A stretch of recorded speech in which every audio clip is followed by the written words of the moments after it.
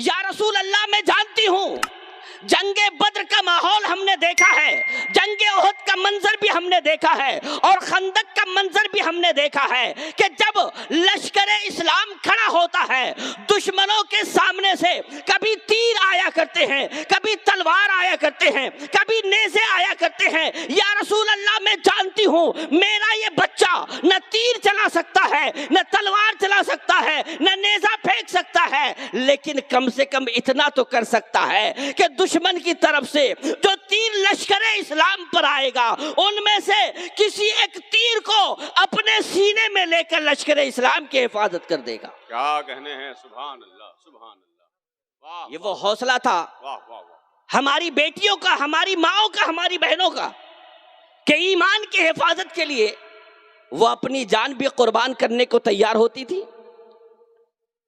اور پھر اپنی اولاد اور دولت کو بھی قربان کرنے کے لیے تیار ہوتی تھی۔ آج حالات کیا ہیں کہ ہمارے گھروں کی بیٹیاں ہمارے گھروں سے نکلی جا رہی، اور صرف بیٹیوں کا معاملہ نہیں ہے، بیٹوں کا بھی معاملہ ہے۔ آپ اس بات کو ہلکے میں نہیں لیجیے گا، پلاننگ چل رہی ہے۔ جو لوگ ان چیزوں پہ نگاہ رکھے ہوئے انہیں خوب معلوم ہے۔ ہو یہ رہا ہے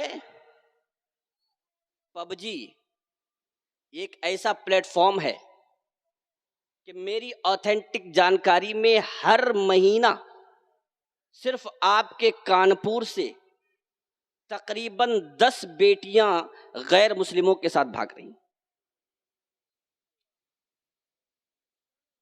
یہ کون بچائے گا؟ کوئی سرکار بچائے گی؟ فرشتے نازل ہوں گے؟ نہیں، سوچنا آپ کو پڑے گا، قدم آپ کو بڑھانا پڑے گا۔ کیا کہنے، صحیح بات۔ اور لڑکوں کا حال کیا ہے؟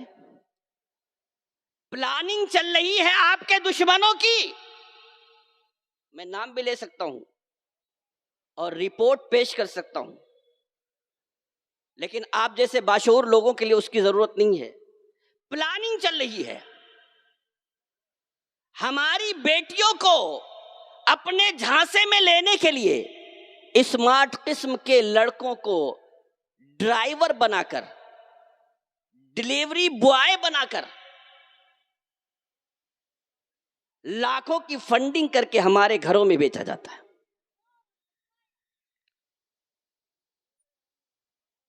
اور ہمارا حال یہ ہے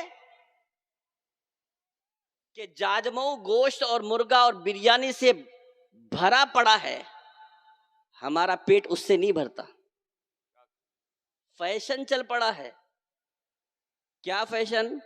گھر میں بیٹھے ہیں اور زومیٹو پہ کلک کیا اور آرڈر کر دیا، فرائی، چکن فرائی تو فلاں فرائی تو فلاں فرائی۔ اللہ الصمد، یہ حالات ہیں ہمارے۔ کبھی آپ نے سوچا کہ وہ جو فرائی آ رہی ہے عبد الکریم مرغا کاٹ کے لا رہا ہے، عبداللہ مرغا کاٹ کے لا رہا ہے، خدا کے نام پہ کاٹ کے لا رہا ہے کہ کسی اور کے نام پہ کاٹ کے لا رہا ہے؟ مسلمانوں ہوش میں آؤ، اپنے ایمان کو بچاؤ، اپنے گھر کو بیکار کی حرام چیزوں سے بچاؤ۔ ایک کسی گھر میں اگر کبھی بھی ایک لقمہ ایسے جانور کی ایک بوٹی کھا لی جائے کہ جس میں اللہ کا نام ذبح کرنے کے وقت نہیں پڑھا گیا ہو تو وہ لقمہ حرام ہوا کرتا ہے۔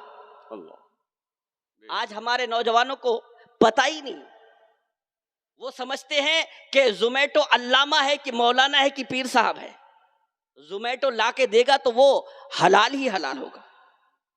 حکم ہے شریعت کا، آپ کے دین کا، خدا و رسول کا، کہ ہم وہی جانور کھائیں گے، اسی جانور کا گوشت کھائیں گے کہ جس جانور کو اللہ نے حلال کیا ہے اور جس جانور کو ذبح کرنے میں اللہ کا نام لیا گیا۔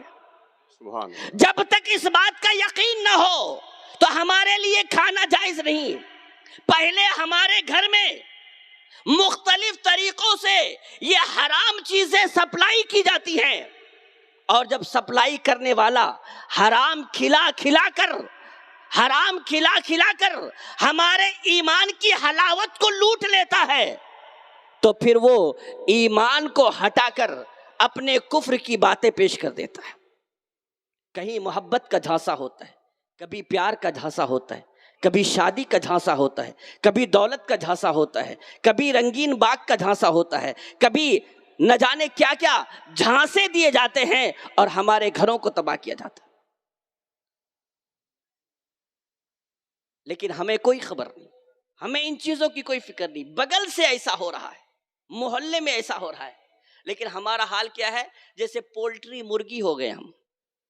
کیا کہنے، صحیح پولٹری مرغی، پنجرے کے اندر 20 مرغی بند ہے، وہیں پر کاٹنے والا کاٹتا ہے اور دوسرا دیکھتا رہتا ہے، اور دیکھنے کے بعد پھر جو جانا تکتا رہتا ہے۔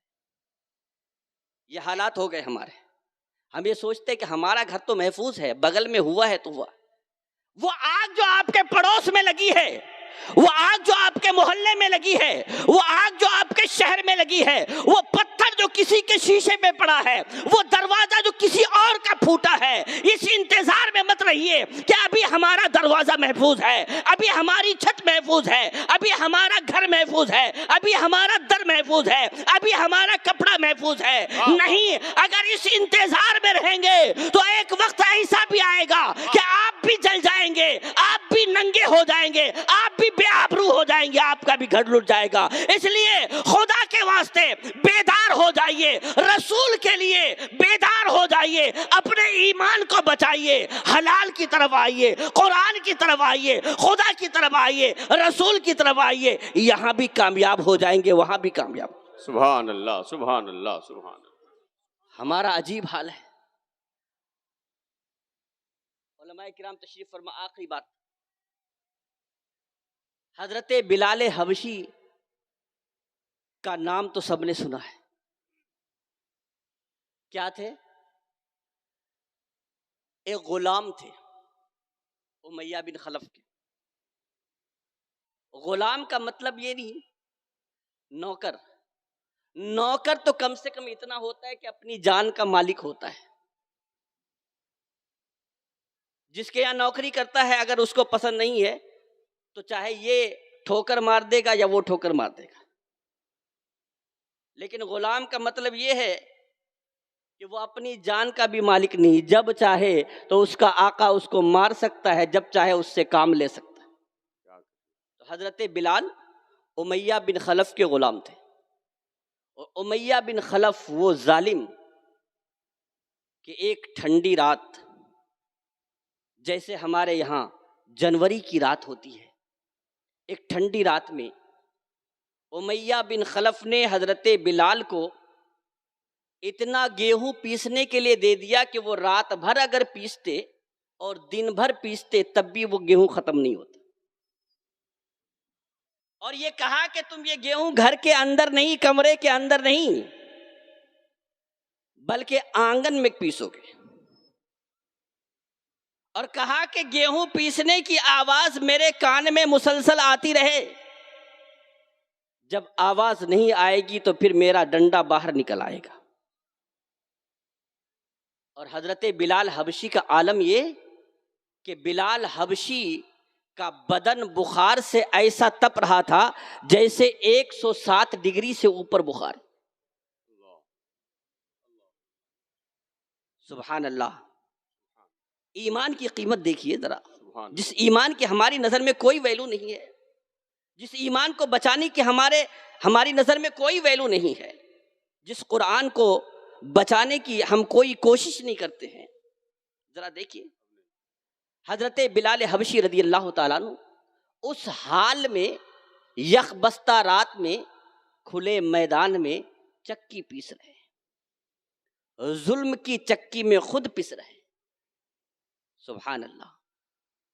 پروردگار عالم کی کرم نوازی دیکھیے کہ اسی گلی سے رحمتوں والے نبی کا گزر ہو جاتا ہے۔ سبحان اللہ، سبحان اللہ۔ آقا کریم نے دیکھا کہ کھلے آنگن میں ایک انسان چکی پیس رہا ہے۔ نعرہ تکبیر، نعرہ رسالت حضور شہباز خطابت مفتی اعظم کانپور حضرت علامہ مفتی شہباز انور صاحب قبلہ، نعرہ تکبیر۔ ایک بار درود پاک پڑھے، اللہم صلی علی سیدنا شفیعنا مولانا محمد بارک وسلم، صلو علیہ صلاۃ و سلام علیک یا رسول اللہ صلی اللہ تعالی وسلم۔ اس ٹھنڈ رات میں اللہ کے رسول نے دیکھا کہ ایک انسان چکی پیس رہا ہے، قریب جاتے ارشاد فرماتے کہ تم کیا کر رہے ہو؟ کہا کہ میرے آقا نے گیہوں دیا پیسنے کے لیے، میں پیس رہا ہوں۔ کہا کہ ٹھنڈ بہت ہے، اندر چلے جاؤ۔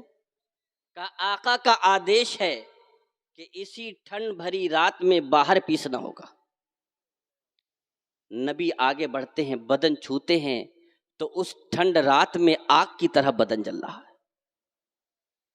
میرے آقا نے جب دیکھا تو ارشاد فرمایا ایسا کرو، تم یہ میری چادر اوڑھ کر کے بیٹھ جاؤ اور تمہارا کام میں کر دیتا ہوں۔ آقا کریم نے اپنی رحمتوں والی چادر بلال حبشی کو دی، اوڑھا دی، بیٹھال دیا، اور چکی اپنے ہاتھ میں لے کر گیہوں پیسنے لگے۔ وہ گیہوں جو رات بھر میں نہیں پیس سکتا، دن بھر میں نہیں پیس سکتا تھا، جب نبی کے ہاتھ میں چکی آ جائے تو خدا کا عرش لرز گیا ہوگا۔ کیا کہنے ہیں، واہ واہ واہ۔ نبی کے ہاتھ میں چکی آ جائے تو جبریل کے پر لرز گئے ہوں گے۔ نبی نے ہاتھ لگایا، ابھی رات پوری بھی نہیں گزری تھی کہ سارا گیہوں پس گیا۔ سبحان اللہ سبحان اللہ۔ اسی اندھیری رات میں اللہ کے رسول نے کہا کہ لو تمہارا کام ہو گیا، اب تو آرام کر لو، اگر تمہارا آقا آئے تو کہہ دینا کہ گیہوں پس گیا ہے۔ اللہ کے رسول جانے لگے۔ بلال حبشی پہچانتے نہیں تھے، پوچھا اس مکہ کی سرزمین میں تو میں نے پہلی بار کوئی ایسا انسان دیکھا ہے کہ جو کسی غلام پر اتنا ترس کھاتا ہے، آپ کون ہیں؟ میں نے تو کسی کو نہیں دیکھا، نہ کسی سردار کو، نہ کسی امیر کو، نہ کسی جوہری کو، نہ کسی تاجر کو ہم نے دیکھا نہیں، آپ کون ہیں؟ میرے آقا نے فرمایا کیا تم نے کسی سے محمد کا نام سنا ہے؟ کہا ہاں، اپنے آقا سے ہی سنا ہے، وہ کہتے ہیں کہ وہ نیا دین لے کر آئے اور وہ پرانے دین سے، بتوں کی پرستش سے وہ ایک اللہ کی طرف بلاتے ہیں۔ کہا کہ جس انسان کو تمہارا آقا گالیاں دیا کرتا ہے وہی انسان مجسم تمہارے سامنے کھڑا ہے، سبحان اللہ۔ میں ہی محمد بن عبداللہ ہوں۔ یہ کہہ کر میرے آقا چلنے لگے۔ حضرت بلال حبشی کے دل کی دنیا بدل گئی، آگے بڑھے۔ کہا کہ جس انسان کا کردار اتنا عمدہ ہے تو اس انسان کا دین کتنا عمدہ ہوگا، اس انسان کی تعلیم کتنی عمدہ ہوگی۔ کہا آپ اللہ کے برحق رسول ہیں، اپنے ہاتھوں کو آگے بڑھائیے، چاہے دنیا تباہ ہو جائے، لیکن اگر بلال کسی کا نام لے گا تو وہ آپ کا نام لے گا، اور آپ جس خدا کا نام لینے کے لیے کہیں گے اسی خدا کا نام لے گا۔ سبحان اللہ سبحان اللہ۔ حضرت بلال حبشی مشرف باسلام ہو گئے، اور پھر سختیوں کا یہ عالم ہوا کہ حضرت بلال کو پتھروں پہ لٹا دیا جاتا تھا دھوپ میں، اور 40 کلو کا پتھر ان کے سینے پہ رکھ دیا جاتا تھا، کوڑے برسائے جاتے تھے، لیکن صرف بات اتنی تھی کہ یہ کہہ دو کہ خدا ایک نہیں ہے، یہ کہہ دو کہ خدا ایک نہیں ہے۔ امیہ بن خلف کہتا تھا بولو خدا ایک نہیں ہے، ابو جہل کہتا تھا کہو کہ خدا ایک نہیں ہے، عتبہ کہتا تھا بولو خدا ایک نہیں ہے، لیکن تاریخ گواہ ہے اور سارا اتہاس پکار کے کہتا ہے، اور تاریخ کے پنوں میں یہ بات سنہرے حرفوں میں لکھا ہے کہ وہ پہلا انسان تھا کہ جس کے سینے میں پتھر پڑا ہوا تھا، اور ساری دنیا کہہ رہی تھی کہ کہو کہ خدا انیک ہے، لیکن وہ یہ کہتا تھا کہ خدا ایک ہے۔ جو ہی پتھر کی برسات ہوتی تھی اس کی زبان پر کلمہ توحید جاری ہو جاتا تھا۔ سبحان اللہ سبحان اللہ۔ تو یہ کلمہ جو ملا ہے، یہ ایمان جو ملا ہے، یہ قرآن جو ملا ہے، یہ رسول جو ملے ہیں، یہ دین جو ملا ہے، یہ نعمت جو ملی ہے، یہ جنت کا راستہ جو ملا ہے، اہدنا الصراط المستقیم جو ملا ہے، تو وہ ایسے ہی نہیں ملا ہے۔ جب بلال نے اپنے سینے پہ پتھر رکھوائے ہیں تب یہ دین ملا ہے، جب یاسر نے قربانیاں پیش کی ہیں تب یہ دین ملا ہے، جب حضرت حمزہ کا کلیجہ چیرا گیا ہے تب یہ دین ملا ہے، اور جب کربلا کے میدان میں امام حسین نے اپنا گھر بار لٹا دیا ہے تب یہ دین ہم کو ملا ہے۔ واہ ہاں ہاں ہاں، سبحان اللہ، نعرہ تکبیر، نعرہ رسالت، سبحان اللہ سبحان اللہ۔ تو اس دین کی قدر کیجیے، اور اس دین کی قدر کرنے کے لیے اس دور میں اور اس وقت سب سے بڑی چیز اور سب سے کارگر چیز یہ ہے کہ اگر ایک کام صرف ہم کر لیں، حضرت توجہ، ایک کام، 150 نہیں، میں کوئی لسٹنگ نہیں کر رہا ہوں، ولی ایک کام اگر خدا و رسول کو گواہ بنا کے کر لے، کیا کہنے، اور وہ یہ کہ اگر کسی کے 2 بچے ہیں تو دونوں، بیٹا ہو یا بیٹی، کسی کے 5 بچے ہیں تو 5، چاہے بیٹا ہو یا بیٹی، اگر ہر آدمی یہ طے کر لے کہ بچہ ایک ٹائم بھوکا رہ جائے، ماں باپ 2 ٹائم بھوکے رہ جائیں، وہ ہمیں گوارا ہے، لیکن خدا کے دین کی دی ہوئی تعلیم سے ہم اپنے بچے کو دور نہیں کریں گے۔ تو تاریخ گواہ ہے کہ جب اسلام کی تعلیم گھروں میں آتی ہے تو ایمان کی بہاریں گھروں میں آتی ہے، پھر چاہے طوفان آ جائے، چاہے آندھی آ جائے، چاہے آسمان گر پڑے،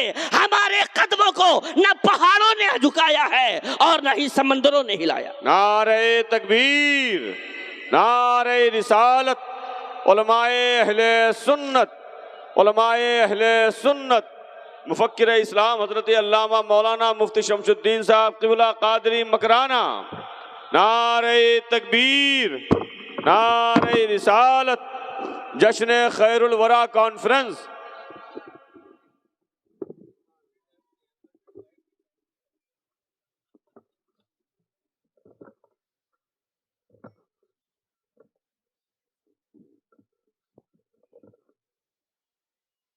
دیکھیے دور حاضر کے وہ عظیم مفکر، خطیب اور محرک کہ جن کی تقریر اس وقت واقعی صرف پبلک نہیں بلکہ علماء بھی بڑی توجہ کے ساتھ سنتے ہیں۔ کیا کہنے، بے شک حق ہے۔ وہ عظیم الشان شخصیت حضرت علامہ مفتی شمس الدین صاحب، جو مکرانہ راجستھان سے ہم جیسے غریبوں کے دیار میں آئے، ہم ان کا استقبال کرتے ہیں اور ان کی تقریر کو سننے کے متمنی ہیں، اور صرف یہ نہیں کہ سن کے نکال دیں، بس ایک کام جو میں نے عرض کیا ہے، بس ایک کام ضرور کر لیجیے، آپ کو خدا کا واسطہ، رسول کا واسطہ، اور اگر کہیے تو میں آپ کے سامنے بھکاری کی طرح اس کام کے لیے بھیک مانگ لوں کہ آپ کو اللہ نے اگر جتنی اولاد دی ہے، کسی اولاد کو جاہل مت رکھیے گا۔ کیا کہنے ہیں، جس دن ہم نے یہ کام کر لیا، لوگ بلڈوزر کیا، اگر آسمان سے سیارے بھی اور پلینٹ بھی اتار کے لائیں گے تو ہمارا ایمان تو بہت بڑا ہے الحمدللہ، ہمارے 4 سال کے بچے کے دل سے ایمان کو نہیں نکال سکتے۔ بے شک حق ہے، سبحان اللہ۔ ایمان میں وہ طاقت ہوتی ہے، لیکن جب آپ ایمان کی اہمیت کو جانیں گے، جب اپنے اندر بلال کا حوصلہ پیدا کریں گے، جب صحابہ کرام کا حوصلہ پیدا کریں گے، بس ایک کام کیجئے کہ جتنے بچے ہیں ہر بچے کو تعلیم ضرور دیجیے۔ تعلیم انڈین کانسٹیٹیوشن کے مطابق بھی فنڈامنٹل رائٹس ہے، اور اسلامی قانون کے مطابق بھی بچے کے حقوق میں سے ایک حق یہ ہے کہ ماں باپ پر واجب ہے کیا کہنے ہیں، کہ جس طرح سے بچے کو کھلا پلا کر پرورش کریں اسی طریقے سے ان کو تعلیم دے کر پرورش کریں۔ یہ غلط فہمی ہے کہ ہم نے یہ جان لیا ہے کہ صرف کھلانے پلانے اور اچھا پہنانے اور شادی اور گھمانے کا نام پرورش نہیں۔